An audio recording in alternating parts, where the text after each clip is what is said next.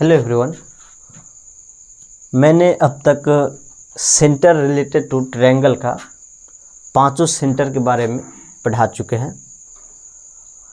उसमें पहला था सेंट्रॉयड, दूसरा था कर्कम सेंटर, तीसरा था ऑर्थो सेंटर और चौथा इन सेंटर और पांचवा था एक्स सेंटर।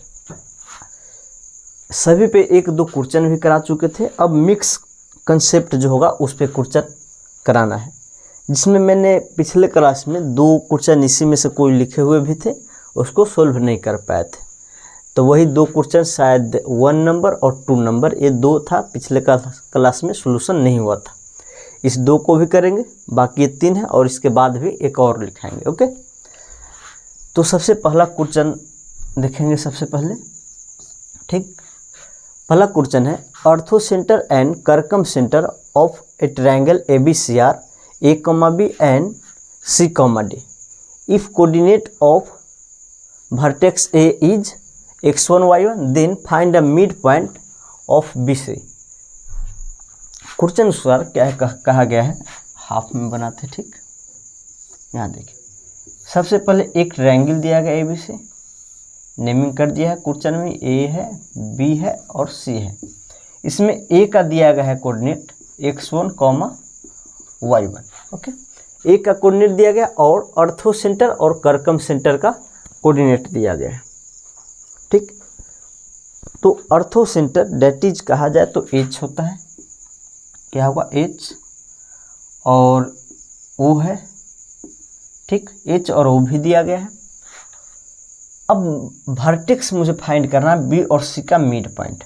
B और C का मिड पॉइंट मतलब अगर A x1 y1 तो क्वेश्चन में दिएगा, इसको अगर हम मानते हैं, B को मान लीजिए x2 y2 और C को x3 y3 मानते हैं, तो इसका मिड पॉइंट क्या आएगा x2 plus x3 y2 y2 plus y3 y2। Okay, मुझे वैल्यू निकालना है x2 plus x3 y2 y2 plus y3 y2 का।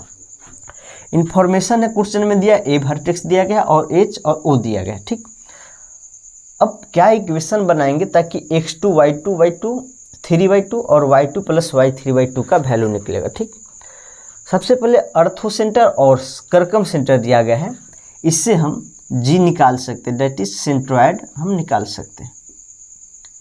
इससे हम सेंट्रॉयड निकाल सकते हैं, क्योंकि एक प्रॉपर्टी पढ़ाया है कि G जो होता है किसी भी ट्रायंगल में, G जो होता है H और O को कितना 2:1 में डिवाइड करता है, और 2:1 में डिवाइड करता है। H और O दिया गया है, तो यहाँ से G निकालेंगे और G का हम फार्मूला जानते हैं, तीनों वर्टेक्स के एब्सिसा का सम बाई 3 और ऑर्डिनेट का सम बाई 3, जिसमें 2 का सम मुझे फाइंड ही करना है, एक तो दिया ही गया है। ये सिंपल सा क्वेश्चन है। तो सबसे पहले हम यहाँ G निकालेंगे। तो G हम निकाल सकते कैसे, H और O में 2:1 लगा के। तो वो यहाँ क्या है, वो दिया गया है, इसका कोऑर्डिनेट दिया गया है C, D और इसका कोऑर्डिनेट दिया गया है A, B। ओके, चलिए इसको M1 इसको M2 मानिए, तो क्या होगा 2 times of C plus 1 times of A। Okay, by 2 + 1 that is 3 या 2 + 1, एक बार इसको लिख देते हैं, कॉमा 2 इंटू डी प्लस मतलब M1 into y2, M1 2 into y1। Okay, तो 1 इंटू बी बाई क्या हो जाएगा 2 प्लस का 1 हो जाएगा। यहाँ से G हमारा फाइंड हो चुका है, जो कि है A plus 2C/3 B plus 2D/3। अब मुझे G पता है और A पता है, और हम G का फाइंड करने का एक और फार्मूला तीनों वर्टेक्स से जो है हम पढ़ चुके हैं कि तीनों एब्सिसा का सम बाई 3 और तीनों ऑर्डिनेट का सम बाई 3, जिसमें 2 का सम तो मुझे फाइंड ही करना और एक दिया ही गया है। तो यहाँ से सिंपल तरीका हम ये भी लगा सकते हैं कि x1 plus x2/x3/3 y1 plus y2 plus y3/3। Okay, ये लगाकर इक्विवेलेंट करेंगे, कंपेयर करेंगे दोनों साइड। अभी एक स्टेप और लिखते हैं। ठीक, 3, B प्लस 2D/3। ओके, अब दोनों x कोऑर्डिनेट को x कोऑर्डिनेट के साथ और y कोऑर्डिनेट को y कोऑर्डिनेट के साथ कंपेयर करते हैं। यहाँ देखिए, अगर कंपेयर करेंगे तीनों का सम किसके बराबर आएगा, तीनों का सम आएगा x1 plus x2 plus x3 जो आएगा a प्लस 2c के equal, comma y1 plus y2 plus y3 जो आएगा y1 plus y2 plus y3 जो हमारा आएगा b प्लस 2d। क्वेश्चन में गिवन है x1 y1, हमको फाइंड करना मुझे x2 प्लस x3। यहाँ पे देखिए मिड पॉइंट फाइंड करना है ये वाला, तो हम यहाँ से x2 प्लस x3 निकाल सकते हैं। क्या होगा a plus 2c minus x1, comma y2 plus y3 is equal to b plus 2d minus का y1। ओके, चलिए अब यहाँ मिड पॉइंट जो होगा क्या है, x2 plus x3 by 2, y2 plus y3 by 2। Okay, इसीलिए midpoint of BC is equal to क्या होगा, x2 प्लस x3 बाई 2 है, comma y2 plus y3 by 2 है। तो इसी में क्या कीजिए, दो से डिवाइड दे दीजिए, सिर्फ इसमें डिवीजन है। तो a प्लस 2c माइनस का x1 by 2, comma b plus 2d minus y1 by 2। Okay, ये आपका आंसर आ चुका है, BC का मिड पॉइंट आ चुका है। ठीक, सॉरी,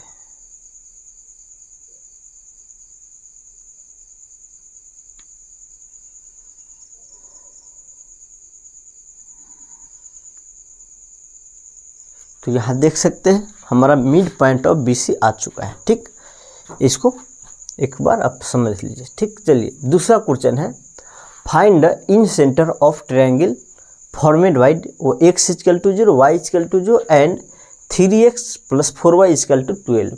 यहाँ ट्रायंगल का तीनों साइड का इक्वेशन दिया गया है और जो भी ट्रायंगल बनेगा उसका इन सेंटर फाइंड करना है। ठीक, तो हम इसको रफ करते हैं, फिर इसको सोल्यूशन करेंगे।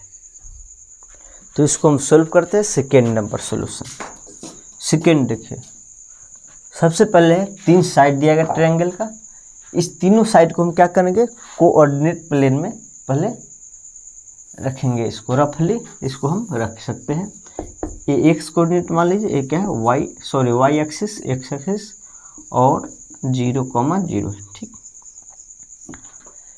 आप आगे स्ट्रेट लाइन में पढ़ेंगे कि x इक्वल टू 0 जो होता है वो क्या होता है, y एक्सिस का इक्वेशन होता है। ठीक, y इक्वल टू 0 हो जाता है वो क्या होता है, x एक्सिस का इक्वेशन होता है। अब ये जो लाइन रखना है, तो लाइन रखने का क्या तरीका है, देखिए 3 साइड जो है, 3 साइड है, एक है x equal to 0, y equal to 0 and 3x plus 4y equal to 12। तो इस पर क्या करते हैं, हम 2 पॉइंट फाइंड करते हैं। किसी भी लाइन को कोऑर्डिनेट प्लेन में रखने के लिए हम क्या करते हैं, इस पर 2 पॉइंट फाइंड करते हैं। तो सबसे पहले आप y0 रखेंगे तो x आ जाएगा 4,0 और x0 रखेंगे, दूसरा पॉइंट आ जाएगा a0 रखिएगा तो क्या आ जाएगा 0,3। तो एक बार y0 रख के निकाल लेते, एक बार x0 रखें। ये 2 पॉइंट इसलिए निकालते कि ये दोनों निकालना क्या है, सिंपल है, इसको पुट करना भी आसान है, बाकी कोई भी दूसरा आप निकाल सकते हैं। ठीक, तो 4,0 रखिए और 0,3 रखिए। 4,0 कहाँ पे होगा, ये होगा x एक्सिस पे। ये क्या कर दीजिए 4,0, इससे कम में आ जाएगा 3,0। अब इसको लगभग मिला दीजिए, ये 4,0, ये क्या है 3,0। ओके, इसको मान लेते हैं a और इसको मान लेते हैं b। खुद से मैंने नेमिंग कर दिया, इसको a माने और इसको b माने। ठीक, चलिए अब निकालना है इसका मुझे इन सेंटर, और इन सेंटर के फार्मूला में हम जानते हैं कि तीनों वर्टेक्स का कोऑर्डिनेट पता होना चाहिए और तीनों साइड का लेंथ पता होना चाहिए। अब यहाँ पर देखिए कोऑर्डिनेट तो पता ही है और राइट एंगल ट्रायंगल भी है, तो यहाँ पे इसका साइड लेंथ ऑलरेडी दिख रहा है, क्या है 4 है, ये कितना है 3 है, 0 से b तक का OB का लेंथ, और यहाँ क्या है OA का लेंथ। अब राइट एंगल है, पाइथागोरस लगाएंगे तो 3 का स्क्वायर और 4 का स्क्वायर आ जाएगा इक्वल टू 5। ओके, 3, 4, 5। अब तीनों साइड आ चुका है, सभी वर्टेक्स आ चुका है, तो इन सेंटर हम आसानी से निकाल सकते हैं। यहाँ पे देखिए आप ए इसको लिए है तो इसको क्या ले लीजिए, ए ले लीजिए। बी इसको लिए तो इसके सामने वाला क्या लीजिए, बी लीजिए। बाकी ओ है, सी की जगह क्या है, ओ है, तो आप इसको क्या कीजिए, इसको सी ले लीजिए, ठीक। और ये क्या है, इसको थोड़ा देर के लिए सी कोऑर्डिनेट मानना है, तो जिस इसके सामने के लिए क्या है, स्मॉल सी। तो ए के लिए देखिए, सबसे पहले क्या होता है, ax1 that is 3 × 4 plus bx2 b है 4 × 3। ये सबसे पहले तो क्या होगा, 0,3 होगा, मिस्टेक हो जाएगा, 0,3 वाई एक्सिस पे कोई पॉइंट 0,3 होगा।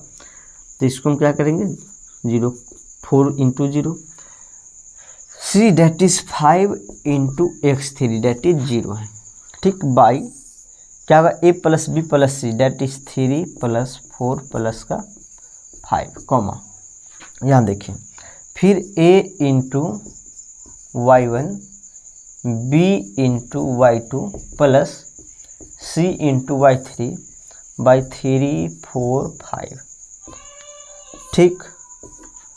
ओके, यहाँ पे देखिए ये तीनों का, ये सभी आप कैलकुलेट करके लिख लीजिए। ये तो 0 हो गया, 4 × 12 और 4 × 7 / 12, तो 12 12 से कटेगा तो 1 हो जाएगा, 4 × 12 5 9 3 12 1 हो जाएगा। ये भी जो 4 × 12 और 12 1, मतलब डेट इज इसका जो कोऑर्डिनेट आ जाएगा 1,1 आ जाएगा, ठीक। ये जो इन सेंटर आया है, क्या आया है, इसके अंदर जो ट्रायंगल होगा, इस तीनों साइड को टच करने वाला, उसका क्या है, सेंटर है। ये क्या है, 1,1 है। इसका रेडियस क्या होगा, जब इसको टच करें राइट एंगल होगा, इस पे भी राइट एंगल होगा, ए भी 1 होगा, ए भी 1 होगा, ए भी 1 होगा। रेडियस दोनों का क्या होगा, रेडियस सर्किल का इन रेडियस जिसको बोलते हैं 1 होगा। तो यहाँ पे इन रेडियस भी पूछा जा सकता है, ठीक। चलिए अब तीसरा क्वेश्चन देखते हैं। सबसे पहले मैं इसको साफ करता हूँ। 3 नंबर देखिए, 3 नंबर आसान ही क्वेश्चन है। द लाइन bx + ay, एक क्या है, ay है, equal to 3ab cut the coordinate axis at a and b, then find the centroid of triangle AOAB। तीसरा का देखिए, एक लाइन दिया हुआ है, जो कि लाइन है क्या है, bx + ay equal to 3ab। अब इस लाइन को क्या है, कोऑर्डिनेट प्लेन में रखेंगे आप, एक्स वाई प्लेन में रखेंगे, तो जो कोऑर्डिनेट एक्सिस के साथ जो एंगल बनेगा उसका सेंट्रॉइड निकालना है। ये क्या है, एक्स एक्सिस है, ये क्या है, वाई एक्सिस है, ठीक। चलिए वाई एक्सिस, इसको कोऑर्डिनेट एक्सिस में कैसे रखेंगे, सबसे पहले y0 रखेंगे, तो x आ जाएगा क्या आपको, 3 है, ओके। चलिए अगर x0 रखेंगे तो y क्या आ जाएगा आपको, 3b। ये पहला है, ये दूसरा है, ठीक। दोनों कोऑर्डिनेट आ चुका है। और कहा गया ये जो लाइन कट करेगा कोऑर्डिनेट एक्सिस को a और b पे कट करेगा, तो 3a, 0 ये मान लीजिए यहाँ पे कहीं होगा, और ये जो होगा 0,3b यहाँ पे होगा, ठीक। ये कोई ज़रूरी नहीं है पॉजिटिव साइड ही लाइज करेगा, ये इधर भी हो सकता है, ये इधर भी हो सकता है, लेकिन आपको किसी एक साइड में, मतलब कोई भी आप या तो पॉजिटिव के तरफ लीजिए, नेगेटिव के, सभी तरफ से लेंगे, वही आंसर आना, ठीक। क्या है, कहा गया ए पर और बी पे काटा गया है, ए और बी पे, तो यही ट्रायंगल OAB का सेंट्रॉइड निकालना है। तो तीनों वर्टेक्स तो पता है, तो सेंट्रॉइड निकालना, डेट इज निकालना क्या है, एकदम simple, x1 + x2 + x3/3, y1 + y2 + y3/3, ये फार्मूला लगाना था, ठीक। तो यहाँ देखिए आ चुका है, देखिए 0 3a + 0 3 आ जाएगा, और 3a/3 क्या होगा, डायरेक्ट a होगा, ओके। चलिए यहाँ देखिए y1 + y2 0 + 0 और 3b क्या होगा, 3/3 क्या आ जाएगा, a, b आ जाएगा। तो ये आपका सेंट्रॉइड आ चुका है, ठीक। चलिए इसको देखना चाहे लिखना चाहे तो लिख सकते हैं, फिर इसको साफ करने के बाद अगला क्वेश्चन सॉल्व करते हैं। चलिए 4 नंबर क्वेश्चन है, the orthocentre of the triangle ABC is B and the circumcentre is S. Okay, if A is origin then find coordinate of C. पहले जो क्वेश्चन का जो डाटा दिया गया है, जो इन्फॉर्मेशन है, उसको आप समझिए और लिखिए। कहा गया है orthocentre of triangle A B C is A B. जो इसका एक वर्टेक्स है वही अर्थो सेंटर है। जब क्या होता है वर्टेक्स अर्थो सेंटर बन जाए तो क्या होगा, ये राइट एंगल ट्रायंगल होगा।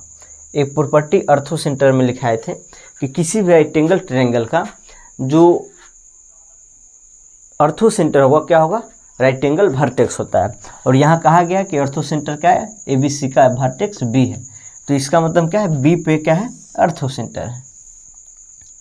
और ट्रायंगल क्या है, राइट एंगल, ठीक, बी है। ठीक, चलिए इसको ए आप दे सकते हैं, इसको सी दे सकते हैं। ओके, और ये क्या है, राइट एंगल है। ठीक, चलिए फिर कहा गया the circumcentre S A comma B.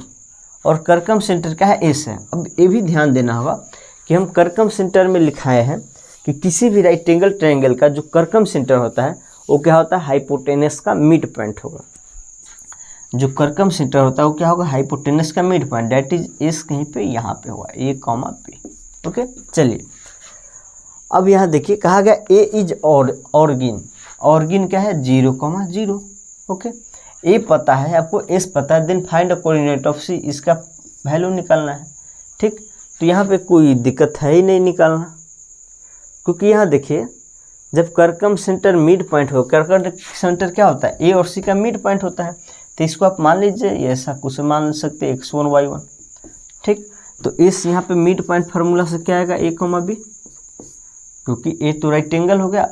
सबसे पहले यह अर्थो सेंटर बी कहा गया, इसका मतलब ट्रायंगल क्या है, राइट एंगल है, और राइट एंगल है तो कर्कम सेंटर क्या होगा, मिड पॉइंट ऑफ हाइपोटेनस होगा।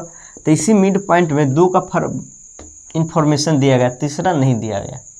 इस मिड पॉइंट में इसका मिड पॉइंट है, तो मिड पॉइंट फार्मूला आके हम निकाल सकते हैं 0 + x1/2 + 0 + y1/2। दोनों तरफ कंपेयर करेंगे, इसीलिए क्या आ जाएगा, x1 y1 निकालना, c जो आ जाएगा x1 2a आ जाएगा, x1, y1 = 2a, b। एक क्वेश्चन के डाटा के फॉर्म में देना, a, b क्वेश्चन का, ये तो मैंने खुद माना है, ये क्या है, लेट। ठीक, तो ये आपका 4 नंबर सोल्यूशन हो चुका है। तो क्या एकदम सिंपल सा है, सिर्फ आपको कंसेप्ट पकड़ना है कि ए राइट एंगल कैसे हो गया और कर्कम सेंटर मिड पॉइंट कैसे हो गया। ठीक, चलिए 5 नंबर देखिए। 5 नंबर है if two vertices joining the hypotenuse of a right angle triangle are 0, 0, 3, 4, then length of median through the vertex having right angle is। क्या कहा गया है, 5 नंबर सोल्यूशन देखिएगा। 5 नंबर में कहा गया है, 5 में कहा गया है कि हाइपोटेनस जो है राइट एंगल ट्रायंगल है। सबसे पहले तो ये कहा गया क्या है, एक राइट एंगल ट्रायंगल है। ठीक, राइट एंगल ले लेना है।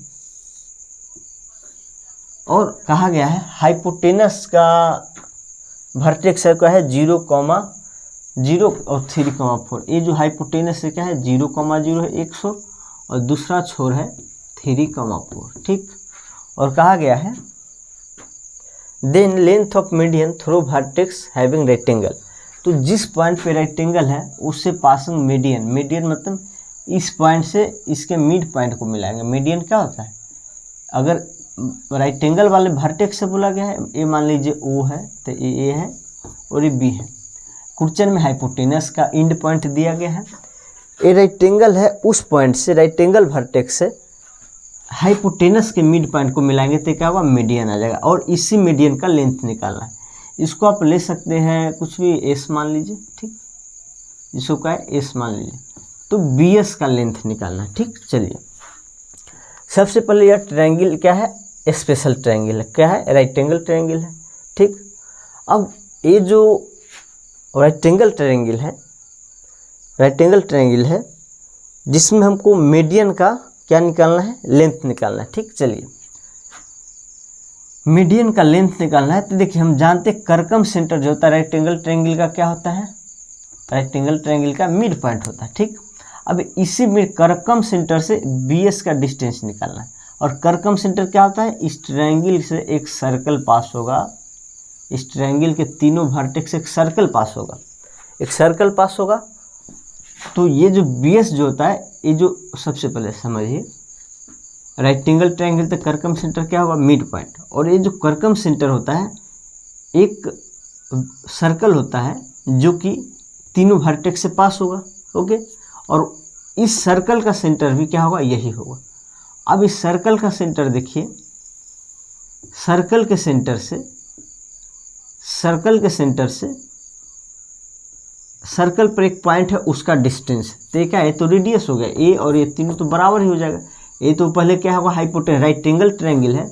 ये आपको ध्यान रखना है कि किसी भी ट्रायंगल में, किसी भी वृत्त में या सर्कल में जो डायमीटर जो होता है, डायमीटर जो कर्कमफ्रेंस पे होगा कितना बनना है, क्या बनाता है, 90 डिग्री बनाता है। या कोई भी ट्रायंगल होगा अगर कर्कमफ्रेंस पे राइट एंगल बनाता है तो इसका मतलब हाइपोटेनस क्या होता है, डायमीटर होता है। तो यहाँ क्या है, राइट एंगल बना रहा है, ये जो हाइपोटेनस से राइट एंगल बना कर्कमफ्रेंस पे, तो क्या हुआ, डायमीटर हुआ। और डायमीटर का मिड पॉइंट क्या है, सेंटर है इसका, तो ये हाफ हो जाएगा। मतलब AS इजकल टू आ जाएगा SO is equal to BS, okay. और ये क्या है, मिड पॉइंट है, तो इसका क्या होगा, हाफ हो जाएगा। OA का OA/2 हो जाएगा, ठीक। डायमीटर का हाफ होता है रेडियस, तो तीनों बराबर हो जाएगा। तो आ जाएगा 3 × 9 3 का स्क्वायर प्लस 4 का square is equal to 5/2, that is 2.5 unit कह सकते हैं आप, क्या है, हाइपोटेनस, मीडियन का लेंथ है जो कि रेक्टेंगल वर्टेक्स से पास होगा, ठीक। अब एक क्वेश्चन और है जो कि अभी हम लिखे नहीं यहाँ पे, उसको लिख कर सोल्यूशन देते हैं उसका, ठीक। चलिए, ये इस टॉपिक का लास्ट क्वेश्चन है और इसको पढ़ते हैं फिर बनाते हैं। कहा गया है, if triangle ABC with vertices A, B and C has its orthocenter H, then find the orthocenter of triangle BCH। क्या कहा गया है, एक ट्रायंगल है, ठीक, एक ट्रायंगल है, ABC है, A, B है और C है। इसमें A क्या है, -1,0, B क्या है, -3 -7/6, ओके। और C जो है, यहाँ पे C है हमारा -3 -6/7, यही है, नहीं सॉरी, ये तो B, ये C हो गया, B आपका हो गया, B है आपका -2 3/4 है, ठीक। और H इसका क्या है, अर्थोसेंटर, ठीक। जब H अर्थोसेंटर होगा तो BCH, B और C और H का क्या है, हमें अर्थोसेंटर निकालना है। इस BCH का अर्थोसेंटर निकालना है, ठीक। तो यहाँ सबसे पहले अगर ध्यान देंगे, मैंने एक फार्मूला पढ़ाया था कि कोई भी ट्रायंगल होगा उसका अर्थोसेंटर एक दिया गया है, तो फिर कोई भी दो वर्टेक्स अर्थोसेंटर के साथ जो ट्रायंगल बनाएगा, इसका जो अर्थोसेंटर होगा बचा हुआ एक वर्टेक्स होगा। यहाँ देखिए ABC ट्रायंगल है जिसका अर्थोसेंटर H है, और B और C दो वर्टेक्स है, H के साथ जो ट्रायंगल बना इसका अर्थोसेंटर पूछा गया है, तो क्या बचा हुआ है, क्या है, A है, तो बस A हो जाएगा, यहाँ पे निकालने का ज़रूरत ही नहीं है। तो यहाँ अर्थोसेंटर क्या आ जाएगा, डायरेक्ट A आ जाएगा, इसमें कोई निकालने का ज़रूरत है ही नहीं। तो BCH का अर्थोसेंटर A आ जाएगा। नहीं तो अगर ये प्रॉपर्टी नहीं याद रहता तो आप H पहले निकालते, H निकालने के बाद फिर क्या करते, इस BCH का फिर H निकालते, इसके अंदर कोई अर्थोसेंटर होता या इधर नहीं, इधर ही है, इधर ही होता, बाहर होता या अंदर होता, नहीं पता रहता, हम अंदर सपोज करके अल्फा बीटा मान लेते। फिर जो अर्थोसेंटर निकालने का प्रोसीजर है वो लगाते, यहाँ पे जो प्रोसीजर अल्फा बीटा मान के निकालते, अर्थोसेंटर निकाल लीजिए, फिर H निकालते, BCH का फिर H निकाल दो, तो फिर यह यही प्राप्त होता। तो प्रॉपर्टी से याद रखेंगे तो डायरेक्ट क्या होगा, यही अर्थोसेंटर हो गया हमारा,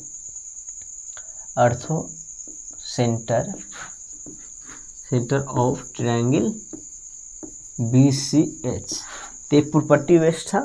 अगर प्रॉपर्टी याद रहेगा तो आप एक बार में समझ जाएंगे, अगर नहीं याद है तो फिर जैसे सोल्व करते हैं अर्थो सेंटर निकालते जाएंगे, पता चलेगा लास्ट में यही आ गया। ठीक, चलिए तो आज के लिए इतना ही रखते हैं। Thank you, bye bye. अपना और अपनों का ख्याल रखें। फिर अगले टॉपिक में मिलेंगे, अगले वीडियो मिलेंगे अगले टॉपिक के साथ। Thank you.